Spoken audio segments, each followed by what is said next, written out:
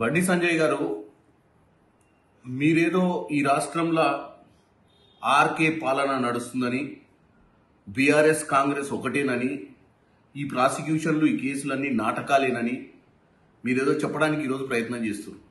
నేను ఒకటే అడుగుతున్నా మిమ్మల్ని, ఈ రాష్ట్రంలో మీరు ఆర్కే పాలన నడుస్తుంది, రేవంత్ రెడ్డి కేటీఆర్ పాలన నడుస్తుంది అంటారు.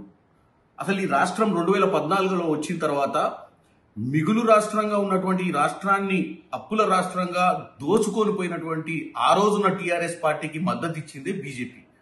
మీరు అధికారంలో ఉండి ఏ రోజు కూడా నిమ్మకు నీరెత్తినా మీరైనా, ఆ రోజు మీరు ఎంపీగా ఉర్రు, మీ పక్కన కిషన్ రెడ్డి గారు అప్పుడు మంత్రిగా ఉర్రు, ఏ రోజైనా రాష్ట్రంలో జరుగుతున్నటువంటి ఈ దోపిడీని అరికట్టే ప్రయత్నం మీరు చేయలేదు.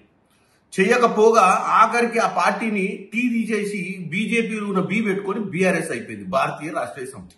మీరు నడిపిరు 10 సంవత్సరాలు ఈ రాష్ట్రాన్ని దోచుకోనికి. 2 పార్టీలు కలిసి సంసారం చేసిన ఈ రాష్ట్రంలో దోచుకున్నప్పుడు నిమ్మకు నీరెత్తినట్టుకురు. మరి మేము అనుకోవాల్సింది ఏంటి? వాళ్ళు దోచుకున్న దాంట్లో మీకు భాగస్వామ్యం ఇచ్చిరనా?